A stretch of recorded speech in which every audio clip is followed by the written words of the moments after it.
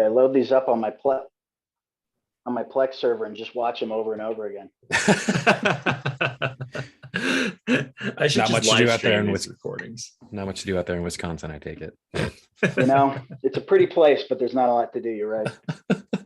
I'll make sure to send more of these recordings over to you. My man.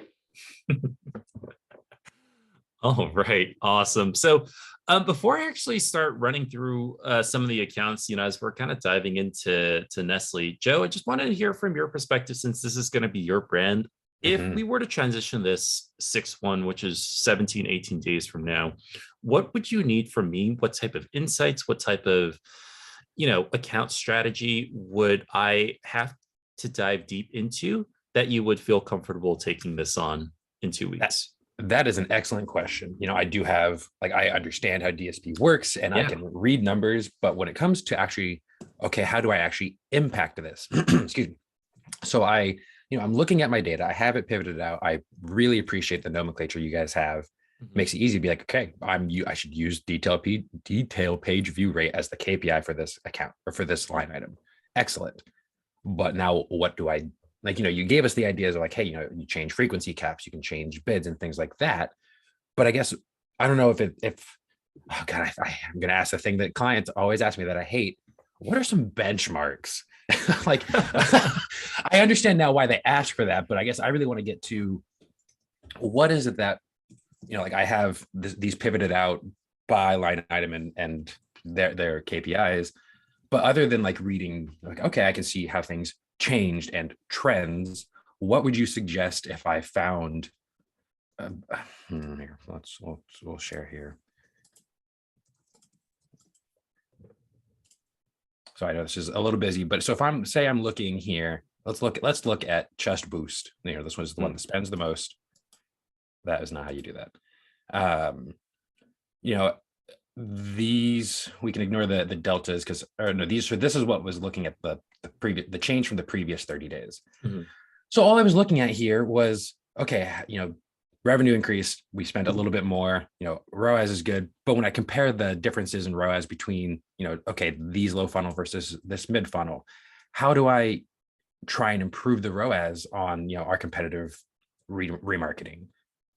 Or how do I, improve low click-through rates? I guess I see the numbers and I kind of understand what they're representing, but I just don't know enough about, is it usually hey, let's find new audiences, or is it best to try and just negate things that I think aren't working? What are the best tools? And I just know I don't know much. Got it. Okay. Yeah, that's a very loaded question for sure. And a lot of it has to deal with optimizing and how we go around that. So I know we briefly touch on, the different reports that you can generate and the different levers you can pull. But I'll tackle kind of each questions individually. So in terms of benchmarks, I would recommend going to your Amazon AE to get that. Right. Every single brand within all these advertisers in the MPG/Wingpoint dropdown is going to have a different point of contact for on the Amazon side. So they will be able to get you the benchmarks. However, if you've worked with Amazon AEs before, you know that the data that they can get to you are somewhat limited and somewhat skewed, and you would have to take it with a grain of salt. So that's something that I think, just candidly, all agencies have to kind of work through. And, with the knowledge that you have internally, across all these different lines of businesses, you will also be able to see, competitive sets like the conquesting line, how that performs across all the other groups. Right. And really gauge it in that way. It's not a perfect science, to be completely honest. And that's something that we're trying to work through as an agency too. But that's challenge number one, right? How can we take Amazon's benchmarks, read that data, try to consolidate it as best as we can, and share that back with the client to let them know what success actually looks like? Second to that, the limitations that I talk about is not just from a data granularity level. They will only be able to get you data points on an audience level. Those are the ones that I've seen to be the most impactful. And those are very limited to just the pre-built segments. So if you wanted to see the average click-through rate or detailed page rate of an in-market segment or a lifestyle, they will have that, But if you try to ask them, hey, what's the benchmark of, a brand we're marketing to their customers? Okay. You probably won't be able to see things like that. So custom segments is kind of where that threshold tops out on. Okay. And I guess I think I'm thinking very search, and I have to change my mindset of, is DSP really just about, excuse me, making sure that you spend your flighting, in full, and making sure you just have enough impressions to spend all that money and being smart about it? Yeah, great question.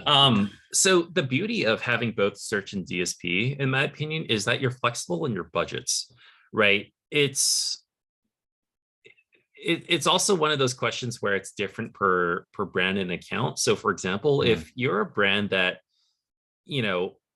on search, and I don't know how you break out your search behavior for the keywords, but like, let's just say that 95% of your traffic is from non-branded, and whatever you're trying to do, you cannot bump up their branded searches at all, right? Like, brands will always come to you and say, hey, why don't we spend more in like branded keywords? And you have to have the conversation of, well, it's out of our control. I can put $10,000 behind this campaign, but it's just not going to spend that because you just don't have the volume, right? And that's when you should evaluate whether or not you should start shifting some non-branded spend in search into the DSP, where you can drive more demand, right? Like, send them to a page where they can learn about, who they are, to the brand store page, right? So some of the KPIs you can look at that to determine success are like branded searches, right? Over time, when you ran this campaign, have you seen an increase in branded searches? If you have, great. That's an indication. I mean, you can also look at like the search terms frequency rank. If they've jumped up a couple of ranks, that could be a good indication that it's gone up. Another thing obviously is glance views. If they've seen glance views on their product detail pages increase, or sessions, if they're a seller, then that's also like a good step forward, right? And then after that, as you're optimizing, you start to realize that there's an ebb and flow on how much you should allocate in search and how much you should allocate in DSP, and you can just switch that around. That does make sense. We're restructuring all of their search right now, and they're talking about the fact that it's like, this is going to be good for us to pair DSP with search rather than being managed by two separate people, right? Because I do want to move a lot of these DSP a little bit higher funnel. They have search sort of plastered across the site. That's my strategy, and we can move more of these to those upper funnel, especially with some of their smaller brands, not things like Boost. These are interesting thoughts. You had some very good points there.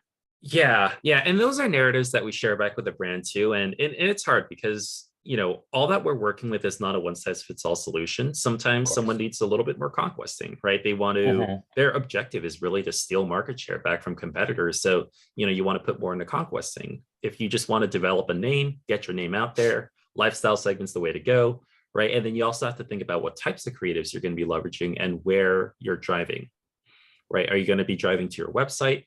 And that's where all the education is. If they have an awesome brand store, you can drive it to that. Or if, what they're just lacking is visibility, but people know the brand, well, you should drive that to the P2P to increase those glance views. Okay. Honestly, I think you helped unlock a lock in my brain of, takes these non-DSP metrics and just make sure that I know what each line is for. Channel makers provided that strategy funnel of what each of these orders is doing. And I think I just need to pair those up in my head to actually make sense. Like, okay, sure, the KPI here is, detailed page view rate, but what is this actually trying to do? Okay, this one is strategically trying to get new to brand customers or something, or increase those glance view rates. And I think I just need to, before, I have to have them in my hands, make sure I know what each one of these is doing. I don't have to make sweeping changes. You guys have really set these up in a lovely way, and everything is running smoothly. So it's like, okay, I don't need to upend everything right now. Let me upend search while I figure out what the hell I'm doing with DSP. Exactly. Yeah, I think the toughest challenge for me on my side when setting up all these campaigns is really trying to complement what's running in the search side. I know all the media managers on your end have kind of their own definition on how they want to run things, what's successful, what they deem, because I'm sure there are media managers within your walls that probably have different advertising philosophies, and that's totally okay. Yes. And trying to apply a one size fits all solution on the DSP is just very tough. So I think what we have set up here is what makes the most sense. We've already made like hundreds of adjustments to the campaigns because we always like to start off from the bottom of funnel, make sure remarketing is set up and good to go there. And once that's taken care of, then you start moving upwards in the funnel, right? You're like, okay, well, now that remarketing is all set in stone, can we start diving into in-market segments, lifestyle segments? Should we start like cross-merchandising out of our brand? What does that look like? Because same thing in search, right? You wouldn't go after the most short tail upper funnel keyword there is without starting to protect your brand first. Okay. Yeah, that's right. A good comparison. Yeah, so that's kind of the analogy I draw. And tying back to the optimizations we've made, that is kind of the starting point, right? And then as we realize that remarketing doesn't have as much volume behind it, that's when we start layering on additional strategies, right? We do research, try to understand the brand a little bit more, who could be potential shoppers for this. And then as you're going up the funnel, you're getting less and less targeted in the sense that they're probably not necessarily in market. Now you're going after a demographic. Okay, how can we just drive additional impressions so that we use that as the main KPI to determine success for this brand on that upper funnel? Okay. Does that make sense? Yeah, I think so. I think a lot of it is, I'm just a little, I'm apprehensive because I'm like, okay, I definitely can do this. It's just I haven't ever done it before. So like, I pull levers in search all the time. I'm like, yeah, I just changed some CPCs. I can do this, and I know what's going to happen. Here it's like, oh my God, what happens if I change this base supply bid? Oh my God, what is going to happen if I change this frequency cap? Like, what should I be monitoring to check? Like, what is going to happen? It's like, I'm just going to have to I'm just gonna have to poke a couple bears, figure out what happens, but I'm gonna poke small bears first. For sure. And as much as I hate to use the term set and forget, DSP is definitely a lot more set and forget than search is. Search requires a lot more hands-on management, as I'm sure you're aware. And it's the same on our side too. And I think it's the same across the board. DSP, the beauty of that is that it actually self-optimizes, right? It will realize that a line item is serving better than the other, or a creative is serving better than another creative, like a different sizing. And it's actually going to ebb and flow and try to help you get the best performance possible, depending on what type of optimization lever you set for those lines. Yeah, but the things that you do have to change are the ones that you mentioned and the ones that I mentioned during the training. So like bids, for the base supply bids, the frequency caps, those are areas where you just have to make micro adjustments and you just understand like, hey, did this help performance? Did this not help performance?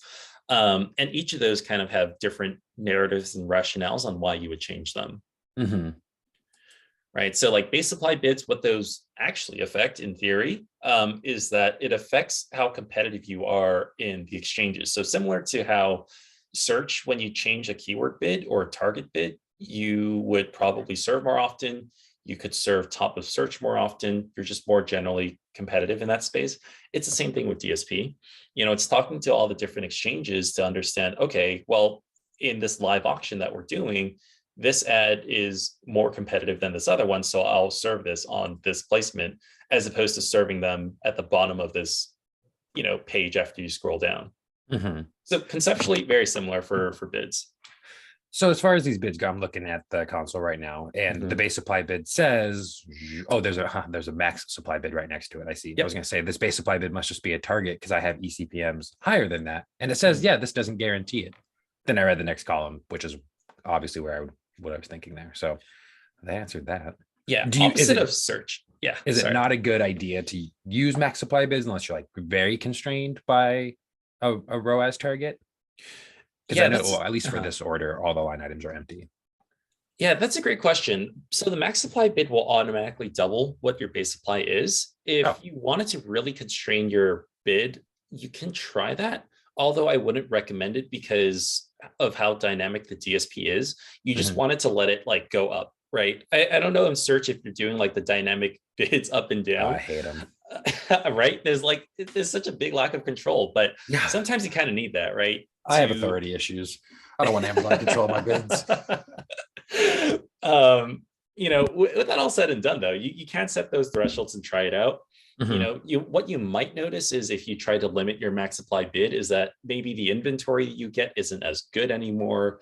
Your viewability rating starts to go down because you're just not getting really good top of search placements, so that it's serving at the bottom and you're just using your impressions and no one's really even seeing your ads. So that's something that you just have to test. It's different from a line item by line item perspective, and you know how many of those are in each of these accounts, not just in order.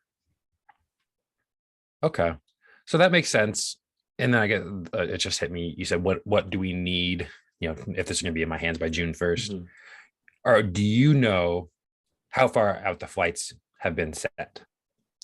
Yeah, great question. So I can go through and I can obviously look at all the line items, but unless like, oh yeah, we set them all through June, or nope, they all end at May. You got to take over June. It's like, oh, okay, let me get to that.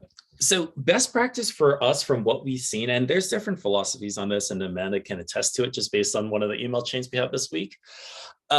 We normally set our dates to end in that month that we're in. Of course, I think the thing that throws a wrench into this is if your brands do flights not within a month and they assign budgets on a quarterly basis, a half-year basis, a full year basis, or sometimes 2 months within a quarter, that's when the flight changes. But for all intents and purposes, based on the way that we're operating right now, it seems like all the advertisers we're working with is on a month-to-month. So even though they give the budgets for the entire year, there is an ebb and a flow depending on seasonality, and that's how we adjust it. Right. So we set the budget for the month. The flight is going to end on May. But what we do to help with the servability is that after May, we extend that flight to June on the last day of May. Okay. Right. And there's a very specific reason we do that, actually. What we've seen is when we try to extend the budget for the entire year, sometimes that doesn't serve evenly. Right. It will underserve your budget more often than not. Okay. But if you control it to have the line item end in May, what we think happens is it forces it to spend through the entire budget, right? Instead of underpacing. Because I'll tell you right now, when you see an underpacing line, that's probably going to take maybe 5-10 minutes of your day just to fix that one. Okay. Yeah. And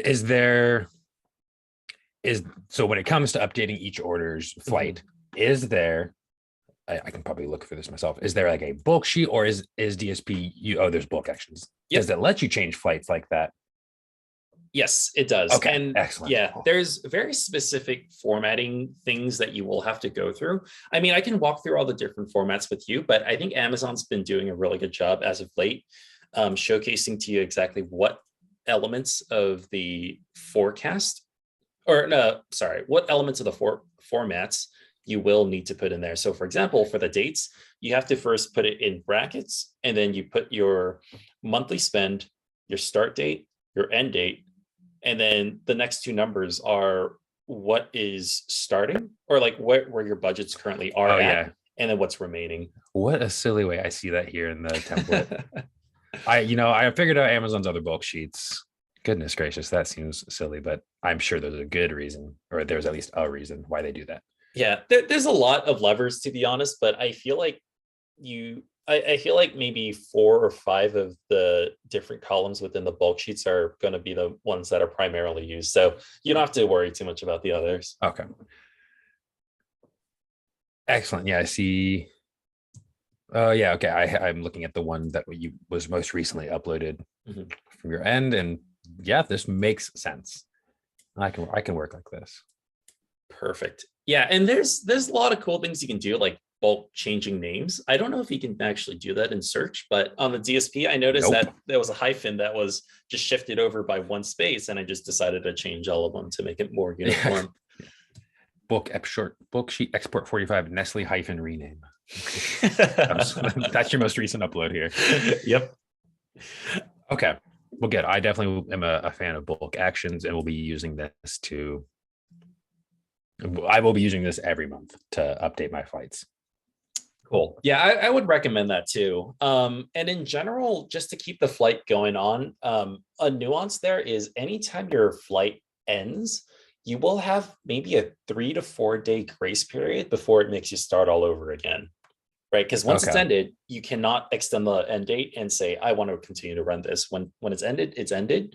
But like, let's just say I set it to end in May 31st and we didn't make any adjustments for the first few days of the next month.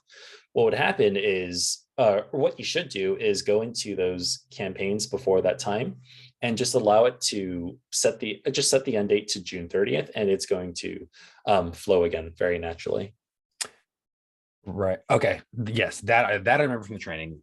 Cool. Real quick. I'm sorry. This bracket, last question with the book sheet. It says flight budget, start date, end date, spent. Is that spent in that current flight, or how much you've spent just across the entire order and every flight? The spent. Do you mind sharing your screen I really don't, quickly? yeah. I just want to make me sure I just- got the right one. Tell things randomly at you. It should be So- the whole flight. And if So it I'm says looking flight at- budget, start date, end date, end date, spent, remaining. So if we actually look at the one you put here. Okay. That's, Yeah, that was the template. all good. This is yours. Right. So is this? Where did my Yeah, if you can click on one of them for me, I can actually just walk you through the structure of those numbers. Okay. So like let's look at that second bracket, for example. It's a pretty long string. Let's look at that again. So that second bracket, this is for this month, right? What this is indicating is that this order has $10,000 to spend from May 1st, 2022 at 12 a.m. to May 31st, 11:59. So that's when it's ending. And then you don't change the next two numbers. That is what has been spent. And the second number is what has been remaining. That will automatically populate every time you download the bulk upload. Okay. Oh, okay. So I was thinking, so when you go to put in the future months, the spent will always be 0. 'Cause you haven't Correct. spent anything. Oh, okay. And For the some reason remaining is $1 because that first number Right. before that first comma is the total order budget. Right. Okay. Okay, that makes more sense. I'm on it.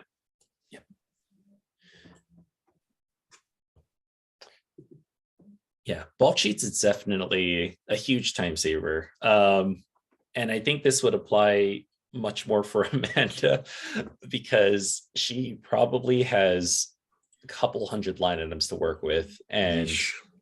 a good amount of orders. So yeah, as we're talking about like optimizations and what more we can do with Nestle, I think it's just really expanding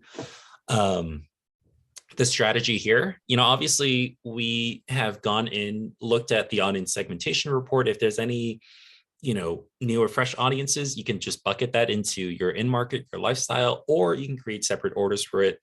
And that's an optimization that we do probably once a week, once every 2 weeks, depending on how many changes you're making to account. I don't see a lot of difference day over day in our experiences. So if you just check in every week or 2 weeks, you'll notice that there may be a new audience that you would want to target now, and you can just take that audience and apply that across the different lines in a particular order. Hey Ryan, Okay. are you talking about? Yep. Are you referring to Gerber or another Nestle brand? Oh, I'm referring to any brand in general, but mostly for Nestle. But Amanda, I was referencing to you only because I know how many orders there were, and I was just Yeah. calling out how helpful it was to have the bulk sheet in there. Yeah. So for my purposes, the way that I learn is to like physically like do the hands-on work. Mhm. So I'm hoping that we can kind of use some of our time together during these meetings to really, for me personally, like for my portion this time, Mhm. to really bring up kind of like live examples or like live practical like action items that we need to do. Like maybe it's like pausing ASINs, right? And then how do we Mhm. do that in like a bulk upload? Or changing the DEA copy, you know, and then you kind of being able to like walk us through it on these calls together. Because I mean, that's like, I feel like that's the only way I'm Okay. going to learn how to do the Mhm. hands-on. And so I know the strategy. I mean, I've been managing DSP strategies for years now, but this is my first time like doing the hands-on physical work. Yeah, absolutely. And I think everyone has different priorities when it comes to these kinds of things. So that's why I wanted to set up individual time with everyone. But yeah, Well, I absolutely. feel We like can that would touch on be that. helpful for like other people on the call too. I Oh, don't know yeah. about you, Okay. Joe. I feel like you know a lot about it already, but I know that for me and Ryan personally, like Mhm. for us, I mean, sorry, not Ryan, me and Rick, I'm losing my Mhm. mind on this Friday. Me and Rick personally, really just need that hands-on, like that practical, like, you know what I mean? Those Yeah. practical examples. Yeah. And I think that's great. I oftentimes let myself be like, yeah, I'm gonna click around, I'll find it. Yeah, And no, I'm not that good at technology, Joe. no, totally I'm not fine. that You don't want to talk more Excel problems? I'll be coming back to you. Don't worry. We made good progress. Excellent. I think honestly, I'm happy to let Amanda have time now. I think Oh I've yeah, got. no, guys, Joe, if you have more, I'm just saying like going for, because I don't know how much, I'm a little worried. I don't know how much more time we have of you, Ryan, and I'm kind of a little nervous about this, but I'm just saying kind of like going forward how we're going to organize these meetings, or maybe we need additional time, or maybe I use this, you know what I mean? Maybe we kind of go over these examples on our 30-minute call, but just want to make sure that we're able to, to leverage you the best way possible for the next few months. Yeah, absolutely. The goal of having it separate, because I know Gerber is such a beast. The 30 minutes that we have on a call for the weekly is going to be dedicated to that. I mainly wanted to utilize this time for some of the other groups like Nestle, Biocodex, Salvate, and some of the other ones. But I'm more than happy to touch on it if Joe Rick is willing to give up some of that time too. Oh, gotcha. Okay, because our other Gerber calls, that was kind of a part of our Star weekly, you know what I mean, the weekly 30-minute recap meetings that we've always had anyway, before this transition started. So I wasn't sure if this meeting was, was in addition to that, or if we were supposed to consolidate our 30-minute recap and update meeting into also more of the training. So I think that I'll definitely need more time if we want to extend that, but I just wanted to just clarify on that. Okay, for sure. I know originally Amy and I were just talking a little in the background on how we wanted to have these Friday hour-long calls, but let's see. I think next week might be busy. I'm just looking at the timeline here on what we originally set out, because we were planning on talking about Biocodex and Iovate today with Mike on the call. And since he declined, we may have to push that into next week, or perhaps the 2 weeks after that, because since some of us will be out of office for Memorial Day weekend on the 27th, we have another session on the 3rd, and that's when we can perhaps like touch on some of the other groups that we haven't gotten to in that meeting instead. Long and short of it, I think we can definitely talk Gerber if there aren't too many other questions. Well, I was like, Rick and I, since Rick is just coming on to like the Apex stuff, Ryan, and I know that you were setting up, like we have a line delivering and talk through, and Rick, go ahead and ask all the questions you want to ask. Because I know that we're getting that one set up right now and we're at the process, and like, and any questions Rick might have about running it, and especially since like I was looking at it and you were just explaining, because I was going to ask you the question, so you explained it to me, that you have it ending in June, but then you do that so you can push it to July when it's on what we're planning on doing for Prime Day and things like that, and the audiences that you're setting up currently for APEC. Got it. Okay. I can touch on that a little. Yeah, I can definitely touch on that a little bit more. Let's see. Where can I start here? Here, let me just go ahead and share my screen. All right. So Amy, what I hear is you would like a quick little rundown on how the account is currently set up, what we're currently doing, and what I do plan to do in the next week or two. Is that more or less a good summary?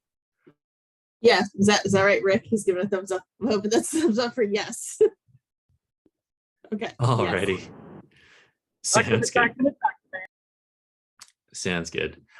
Cool. So for APEC, just starting from the top, we have a 10K budget a month. It's a 3-month test for May, June, July, leading into Prime Day. So for right now, what we do have set up is 2 orders, pretty simple, like an in-market one and a remarketing, right? The remarketing, we're still trying to figure out a good look back window because all of them have been getting rejected so far. This is one problem that brands that generally have a smaller presence will have.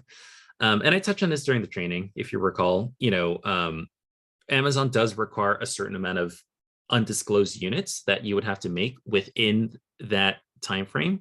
And if you don't have that, you're going to have to extend the look back window. So for example, product views, if they don't have 2,000 to 3,000 product views within a 14-day window and you're trying to make that audience, you're going to have to try to rebuild that segment to a 30-day and try to double that amount so that until it hits that 2,000 to 3,000 unit threshold, that's when the audiences will be available. And then that's when you can populate in the line item. So we're still trying to work through that right now just to make sure, they're passed.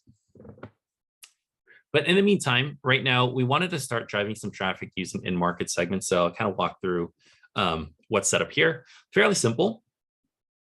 You have your standard 6 line items. All of them are targeting in-market, under sync, and countertop filtration at the moment. You can see the bids are staggered depending on like a mobile app, desktop, inventory.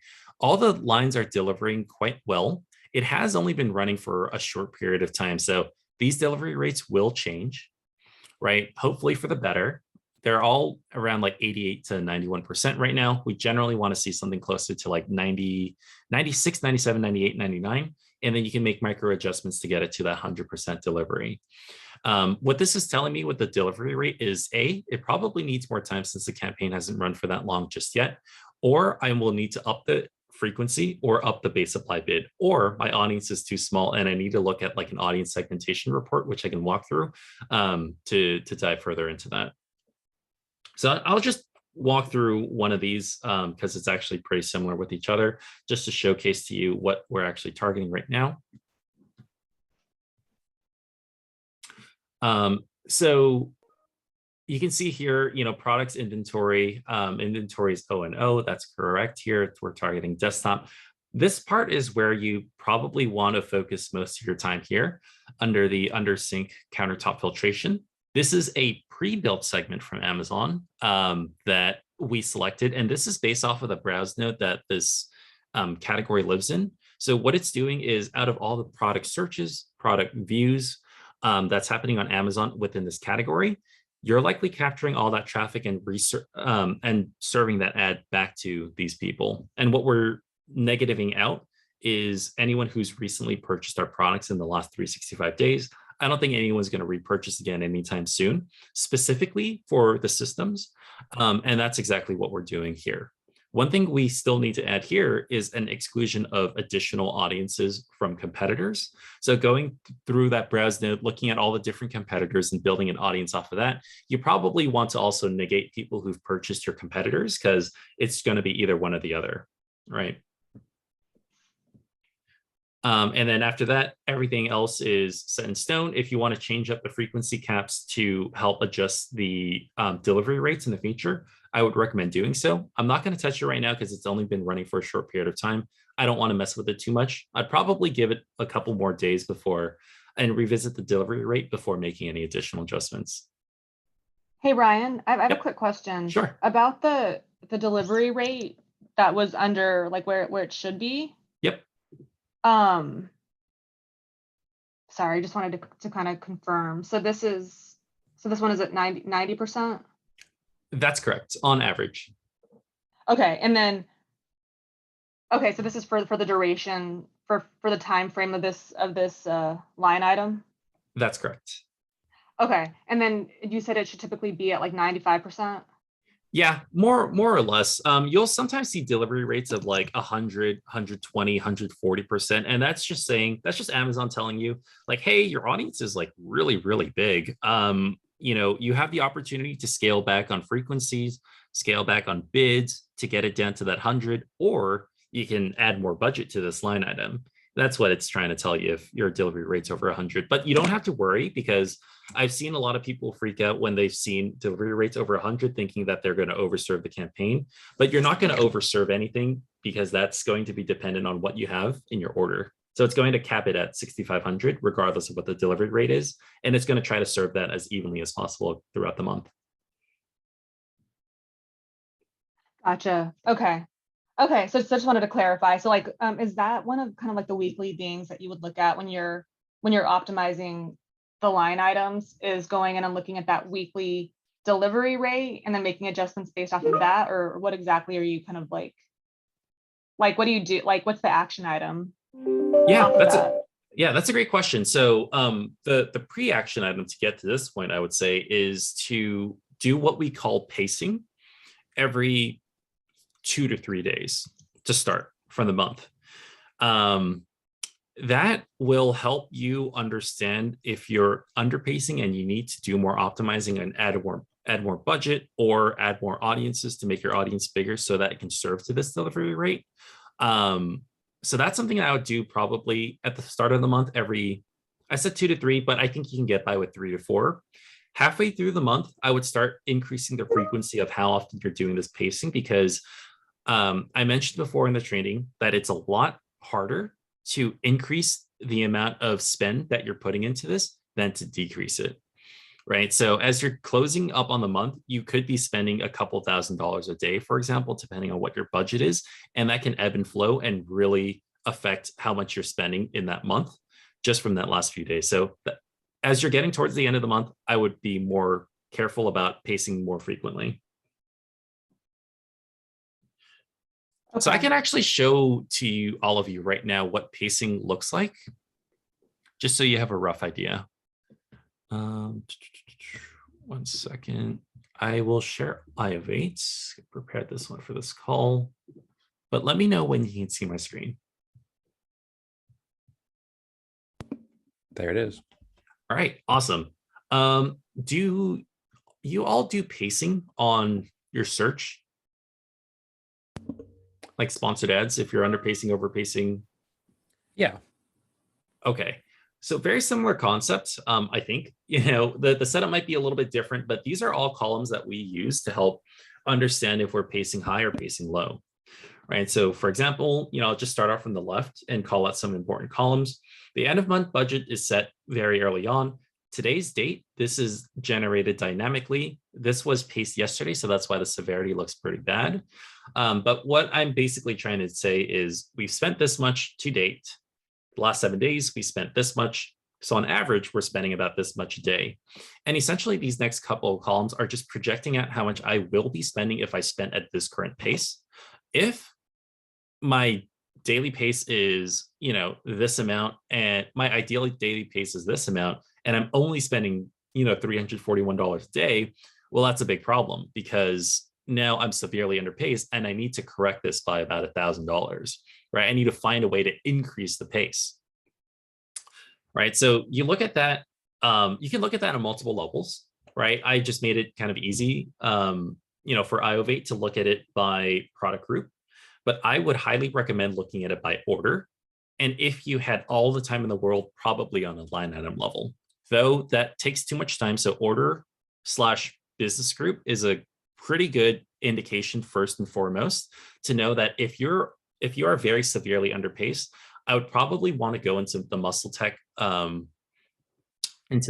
lines to see which of the orders are probably affecting this one the most, right? Maybe a creative got rejected suddenly and you now have to readjust all the pacing, or something went wrong and it's just not serving anymore. That's how you can use this as an indicator, and kind of like a canary, to understand exactly which ones you should adjust as a result. So just wanted to provide that brief context. Since we're talking about pacing and delivery rates, I want to show that there is a pre-action before getting into that point, before you actually have to dive into every single order to look at whether or not a pacing is down. And of course, the more orders you have in a business group, the more complex this is going to be. Ryan, is this report, is this just kind of a template that you created to monitor this, or is this a report that we can generate from DSP? Yeah, so this is something that I custom created. I can just send it off to you. I don't think there's anything super proprietary here, so you can definitely use this as a template. Anything that's highlighted in yellow are just the things that change, and all of these are just formulas that will automatically populate based on what you have into these columns. Okay, cool. Yeah, that'd be really helpful. This should be proprietary, by the way. It's a really good report. So thank you. Absolutely. Yeah. So I hope that was helpful. Let me go ahead and reshare the Firefox window. Bear with me 1 second. So going back to this, seeing how it's 90, like 88 to 91, I'm not too concerned at the moment, but if in a week and if I wait a week and it's still 88 to 90 and I repaste again and it's the exact same thing, well, that does cause a little concern for me because a week from today is going to be the 20th. We are 2/3 of the way through the month. If it's pacing at 88 to 90% delivery, tells me I'm going to be about 10% underspent for the budget. Well, there's a couple of things I can do here now. Should I take that 10%, that's $650 here, invest it in a new order?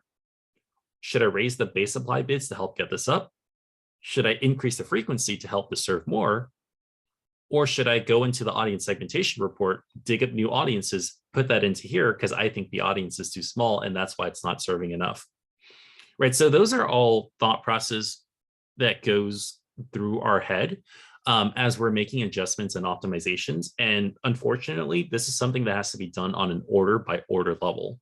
Right. So Amanda, I called it back a couple of times. The more orders you have, the more complex it's going to be. Right. So sometimes order consolidation could be a blessing and a curse. It could be a blessing because now you have less to manage on your side, but it's a curse because you probably won't get as much data on an order level than you would if it were separated out. Beautiful. It sounds like I'm going to have a lot of fun with Gerber, huh? Oh, that's an understatement. Yeah. Ryan, you sound way too happy to get rid of Gerber. This is not looking good. No, it's all good. I think after the first couple of times, diving into it, you'll start getting into the habit of like what you need to look at, and it just becomes really automated. You'll see the delivery rates like really quickly. It's like, all right, I know that I can't adjust base supply bids. I know, Gerber doesn't want an increased frequency cap, so I'm really limited to finding new audiences and new strategies, or I can just reallocate the whatever is under to another line, right? So, for example, in this case, I think I might have mentioned it, but because I'm at 90% overall on average, that means I'm only projected to spend like 5,900. I don't know if you can see this number, 6,500. If I'm 90%, that puts me at 5,900. So that extra $650, I can see how others are serving. Because if you see another order that's delivering at like 110, 120, you can actually just funnel more budget into that one to help make up the difference. And it's just going to help balance out the overall account. So that's going to be probably the easiest way to make adjustments. But if you only have, 2 orders in this instance, and your other one is remarketing, which probably will under deliver more than the other way around, you're probably out of luck here and you have to go in to find new audiences, or maybe, Joe, as we were talking earlier in the call, see if you can put that back in a search. Maybe you've already maxed out what you wanted to do in DSP, and it makes more sense to put it in the place that gives you higher returns. Makes sense to me. How would you, from a technical, like an operational standpoint, like if you were to shift budgets in this example to an order line that is pacing better, how would you actually just do it in the console? Could you show us a quick example of that? Yeah, absolutely. So what you can do is go into each individual lines. So if I know I'm under delivering by that much, you can do a rough calculation, right? You can say 6,500. Oh, you can't see, but I have like a spotlight open up on the side. 6,500 times 0.9. That gives me 5,850. And then, or you can do 0.1, whatever the difference is, 650. And then you can go into the order settings. Take this, subtract 650 from this number. And that was the number I gave earlier, the 5,850. Change that to 5,850. And then you can see that a couple of things changed. Right? The remaining, it changed, right? This number is lower than what it was before, and the flight total changes well. You don't have to worry about this at all. This is the main one that you want to look at, right?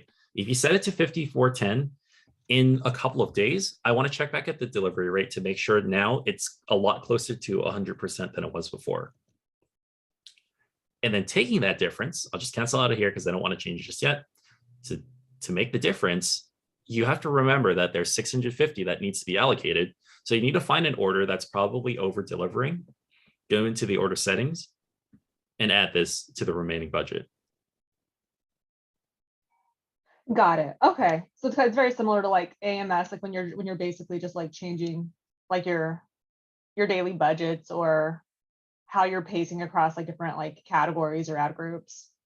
Exactly. It's almost the same concept as like if you had two campaigns on AMS and one of them is constantly out of budget for the day and the brand was okay with you just shifting things around, you can basically use the out of budget calculator, look at how much you're going out of budget by and at what time, right? Calculate a pacing there and put that budget into, or actually, no, the other way around. If something is not out of budget, you can take that budget, put it into somewhere that's out of budget to keep it longer for the day. I don't know if that made things more confusing. No, that makes sense. Thank you. Yep. Yeah, so there's just a lot of reallocation happening here. I think the hardest thing about DSP, in my opinion, is understanding the servability aspect of it and the delivery rates. If I could tell the DSP to just spend through this budget at 100% every single time, I think that could cut back like at least 3/4 of the time that you need to spend in the DSP. But because you won't always serve to the budget and it's really highly dependent on your audience size, that's what causes the most headache for a lot of us, because we need to understand what we need to do with that extra budget or lack thereof, right? Do we need to reshift? Do we need to optimize and find new audiences? And that's on top of optimizing for performance too. So that's another part of the equation. Does that make sense? Yeah. Okay. That makes sense to me. Perfect. Any questions from anyone? No, not off the top of my head anymore. All right. Awesome. So, Rick, I think for all intents and purposes right now, what we need to do, what I'm going to do in the background is continue to build additional audiences for the filtration units on the ASINs that was given to me. And I need to find an actual product window, or I need to find a window that is going to make these, to get on Amazon's moderation team to approve these audiences so I can put it into remarketing. Right? There can be situations, and this is just more for future references, brands that you work with, no matter how much you try to extend a remarketing view window, which is up to 90 days, it still might not get approved. In that case, they just lack visibility all around, and you need to tell them, as much as we love to do remarketing, maybe we can put some budget into sponsor display, do some views remarketing there, gain some additional glance views. Or what we can do is come up with additional strategies like pre-built segments or competitive segments that we custom create and drive that traffic to your glance views, hopefully feeding that flywheel so that your audiences will now get approved in the future, right? And then that's when you can start a true DSP remarketing strategy, when you have enough of those product views on your pages. Yeah, so right now you're just kind of like dropping a lure in the water and just kind of like dangling it, hoping something happens, and then once we get a bite, then we can start digging in. Yeah, exactly. I mean, I've pitched this idea to Amazon before. Like, if they were to tell us how much we're off by and predict out how many days we can extend it out to get this approved, that would save a lot of headache. But right now, it's just trial and error at this point. For example, if it were a Gerber ASIN, I don't think we'd have any trouble considering how much views it gets. But for something like APEC or even some of the other brands that are out there that might not have as much volume, I think that's where you have to do a little bit more trial and error. You can create like 10 different audiences that wants to see which one sticks and then choose the one with the lowest window that was approved. So that's also a strategy, but it takes time to build things out like that. Sure. Huh. Good stuff. Yeah, DSP seems really advanced, but at the same time, it's prehistoric as any other platform out there. It's not at all.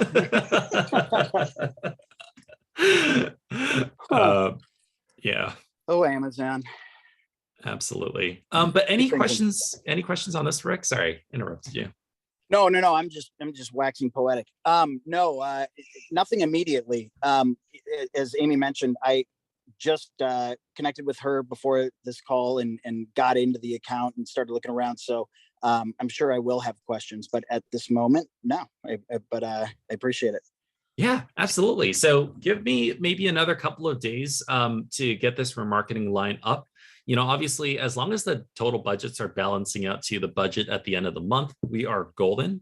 And then after that fact, we look at delivery rates to understand whether or not it's under delivering. If so, what can we do about it? Should we shift some into search? Should we, find more audiences to target? Should we create a new order entirely to shift that budget into? So those would be conversations we'd probably have next week as kind of a follow-up to this one. Cool.